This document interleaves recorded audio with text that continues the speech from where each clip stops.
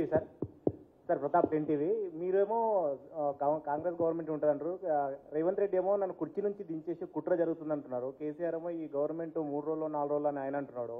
బీజేపీలో double engine సర్కార్ వస్తుంది అంటారు. కొంతమంది బీజేపీ ఎమ్మెల్యేలు కూడా మీ మీద ఆరోపణలు చేశారు. ఎమ్మెల్యేలు లాగడం, నా దగ్గర ఎమ్మెల్యేలు ఉన్నారు, మీరు కోమటిరెడ్డి వెంకటరెడ్డి నెక్స్ట్ షిండే కాబోతున్నారు అని చెప్పేసి కామెంట్ చేస్తున్నారు. ఇప్పుడే మా ఆర్టీవీ మధుకు చెప్పిన, నాకు మంత్రి పదవి కోసం ఏంటి అడగలేదు. నేను పోయా ఢిల్లీకి పోతుంటుంది, నాకు పోయి ఇది కాదు అది కావాలి ఇది ఎవ్వరూ లేరు. అందరూ కూడా ఇంక్లూడింగ్ ఉత్తమ్ కుమార్ రెడ్డి లాంటి వాళ్ళ సీనియర్లు కూడా ఒక టీం లాగా రేవంత్ రెడ్డి గారి నాయకత్వంలో ఫ్యామిలీ కేసీఆర్ లాగా ఆయన చేతులు పెట్టుకొని ఇవ్వడం. ఆయననే వయసులో పెద్దవాడు అన్న రా అన్న కూర్చో అంటాడు. ఏమైనా పని చెప్పినా ఇమ్మీడియట్గా రెస్పాన్స్ ఇస్తాడు. ఎమ్మెల్యేలకు ఎంత రెస్పాన్స్, ఎంపీలకు, సర్పంచ్ ఎంపీటీసీలు పోయినా డైరెక్ట్ ఆయన ఇంట్లో హాల్లోకి పోయి మాట్లాడుతున్నారు. కేసీఆర్ ఎవరైనా హాల్లోకి పోయి ఇంటికి పోయిందా? ప్రగతి భవన్, ప్రజాభవన్ పోయిందా? ప్రగతి భవన్కి ఒకసారి హోమ్ మినిస్టర్ మహమ్మద్ అలీ పోతే ఒక హోంగార్డ్ కట్టెతోని కారు కొడితే 120 కిలోమీటర్ స్పీడ్లో వచ్చింది వెనక కాదు. హోంగార్డ్ హోమ్ మినిస్టర్ని బయటికి వెళ్ళి కొడతారా? నువ్వు ఇప్పుడు ఓకే రేవంత్ రెడ్డి గారు సీఎం గారు ఇంటికి పో నువ్వు ఇంటికి పోతే నేను పోయా అంటే సరే నేను డైరెక్ట్ హాల్లోకి పోతే పోయాను కదా, డైనింగ్ టేబుల్ అక్కడనే హాల్ ఉన్నది, లాన్ ఉన్నది, మొత్తం హాల్ లోపల కూడా మంది ఉన్నారు. కేసీఆర్ హోమ్ మినిస్టర్ హోంగార్డ్ బయటికి వెళ్ళగొట్టంగా ఇలా రేవంత్ రెడ్డి గారు అందరిని కలుపుకోబోతును చక్కగా ఉంది.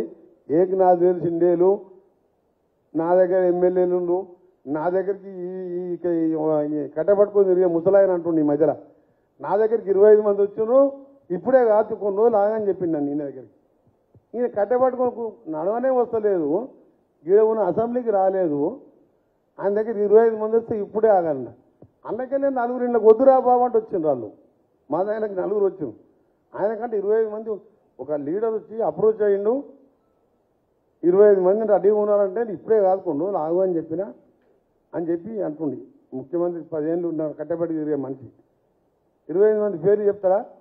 నేను చెప్పాలి నా 25 మంది పేర్లు మా దాంట్లోకి వస్తున్న పేర్లు ఆయన చెప్పావు, నేను చెప్తా ఇప్పుడు పేర్లు. జూన్ 5వ తారీఖు ఎంతమంది వస్తారో వాళ్ళ పేర్లు కూడా ఇస్తాను నేను. ఆయన చెప్పామని 25 మంది పేర్లు.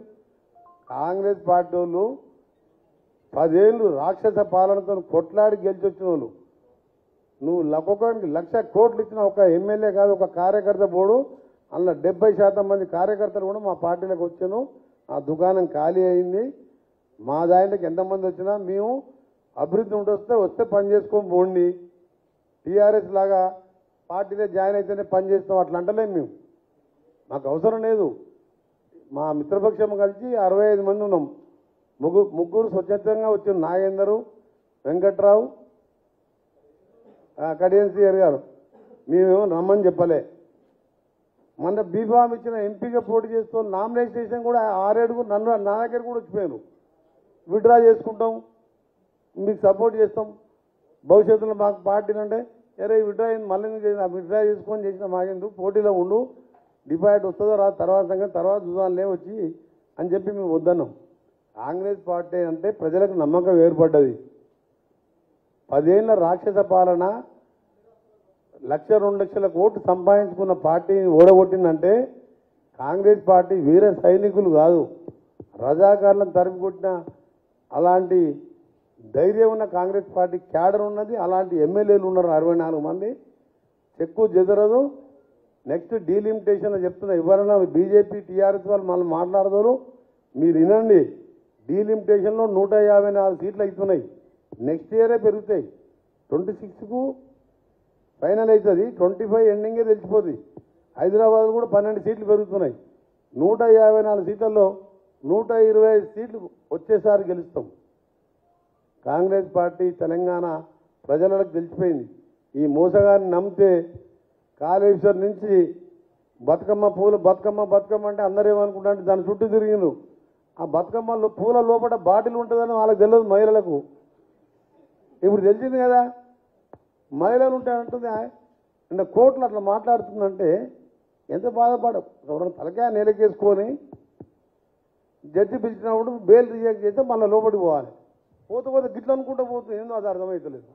ఇట్లేందే ఉద్యమం చేసిందామా మన మీద కేసులు లోపడిపోయింది పోతూ పోతూ మళ్ళీ ఏమంటుంది నిన్న కోర్టు ప్లేస్లా అంటే ఇది నవ్వుకుంటాను ఎందుకంటే కొంచెం రిలాక్స్ కావాలిగా టైర్డ్ అయి ఉంటాం కదా ఎలక్షన్లో ప్రజ్వల్ రేవణ్ ఏమో పాస్పోర్ట్ ఇచ్చి బయటికి పంపించాడు నన్ను లోపటేస్తారా అంటుండు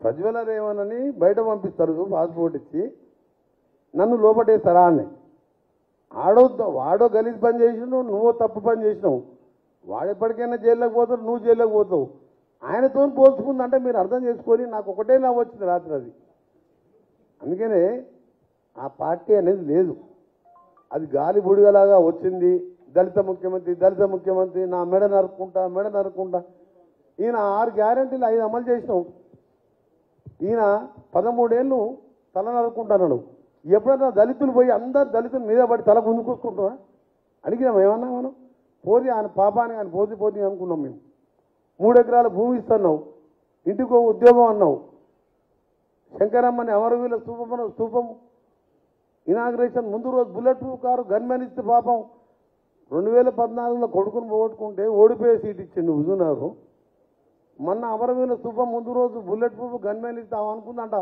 నా దగ్గర రోజు వస్తుంది జాయిన్ అవుతా అని నా దగ్గర మా జిల్లా కాబట్టి వచ్చి అంటే ఏమైందమ్మా ఆ రోజు అని మొన్న ఉట్టిగానే అడిగినా ఏమోసారి గన్మెన్లు వచ్చింది కారు వస్తుంది అన్న రాజ్యసభనో ఎమ్మెల్సీనో చైర్మన్ ఇస్తారు అనుకున్నా అది ఇనాగ్రేషన్ కాగానే కారు పోయింది గన్మెన్ పోయింది సార్ అన్నాడు ఓని సచిన వాళ్ళు కూడా మోసం చేసింది అంటే ప్రజలు గమనిస్తున్నారు 6 గంటల కోసం గన్మెన్లను పంపించి కారు శంకరమ్మని గౌరవించడం కాలిపోతుకుంటూ జై తెలంగాణ అన్నాడు కానీ అమ్మా నల్లే ఆ మంటలల్లా అపోలో హాస్పిటల్ పోయి చూసి మినిస్టర్గా పోయినా రాళ్ళు వేస్తున్నాను తెలుసు అక్కడ ఈయన దొంగ దీక్ష చేస్తున్నా అక్కడ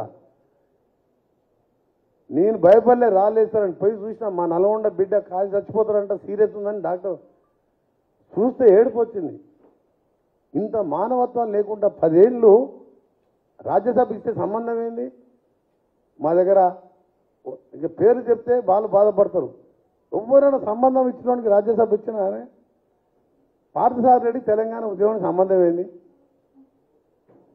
రవిచంద్రకి ఏం సంబంధం తెలంగాణ ఉద్యమం ఇట్లా చెప్పుకుంటూ పోతే తలసాని శ్రీనివాస్ యాదవ్ మంత్రి పదవికి సంబంధం ఏందే ఫుట్బాల్ ఆడుకుంటారే బక్కోడా నువ్వు హైదరాబాద్కి వచ్చి తెలంగాణ అంటున్నాడు 10 ఏళ్ళు మంత్రి అయిండు గొర్రెలు బర్రెలు అన్నీ తిన్నాడు చేపలు గొర్రెలు అన్నీ తిన్నాడు అదే ప్లేస్లో ఎమ్మెల్సీ ఇచ్చి శంకరమ్మకు మంత్రి పదవి ఇస్తే శంకరమ్మ శ్రీనివాస్ యాదవ్ కంటే ఎక్కువ తెలివి ఉంది ఆమెకు అంటే ఎందుకు చెప్తున్నంటే అన్ని వర్గాల మోసం చేసిన ఈ పార్టీ తెలంగాణ ప్రజలు రెండోసారి రైతు బంధు మీద వేసిన మొదటిసారి దళిత ముఖ్యమంత్రి వేసిన ఎందుకు కాన్ఫిడెంట్గా చెప్తున్నా 10 ఏళ్ళు 15 ఏళ్ళు 20 ఏళ్ళు ఉంటుందంటే మేము చేయబోయే స్వచ్ఛమైన పరిపాలన ఆయన డబుల్ ఏ లాగా మేము కూడా డబుల్ ఆర్ అంటుండు ట్యాక్స్ లేదు ఏం లేదు ఇక్కడ కొల్లగొట్టిన తెలంగాణని బాగు చేయడం మా లక్ష్యం మాకున్నంత నాలెడ్జ్ కాదు ఆర్బీఐ గవర్నర్ మన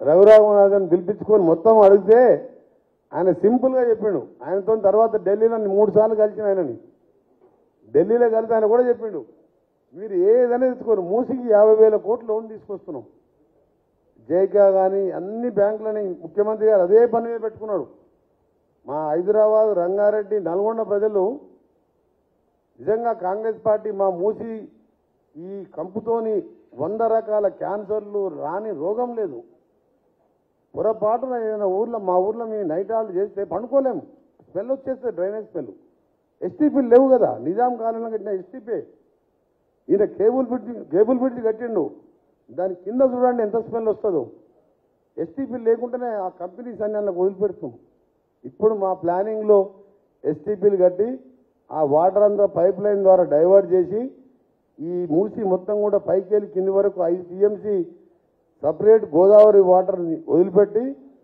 అటు సైడ్ ఇటు సైడ్ రెస్టారెంట్ పెట్టి మధ్య మధ్యలో కేబుల్ బ్రిడ్జ్లు ఫ్లైఓవర్లు కట్టుకుంటూ సబర్మతి అహ్మదాబాద్ గాంధీ ఆశ్రమం దగ్గర పోయినప్పుడు నేను ఆ మురికి కాలువ మూసిలాగానే సిటీ మధ్యలో ఉంటుంది ఆ నీళ్ళు తాగి చూస్తే డ్రింకింగ్ వాటర్ లాగా ఉంది అది మినరల్ వాటర్ లాగా ఆ ప్లాన్ చేస్తున్నాం చెప్పనా వరల్డ్ బ్యాంకు నాబార్డు అడుకో జైకా 3% లోన్ ఈయన కమిషన్ 12% లోన్ తీసుకొచ్చి ఇన్ని వడ్డీలు పెరిగినాయి.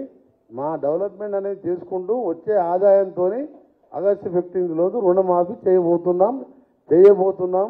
అందరం ఒకటే మాట మీద ఉన్నాం. ముఖ్యమంత్రి గారు అందరితో డిస్కస్ చేసిన తర్వాతనే ఆ నిర్ణయం ప్రకటించారు.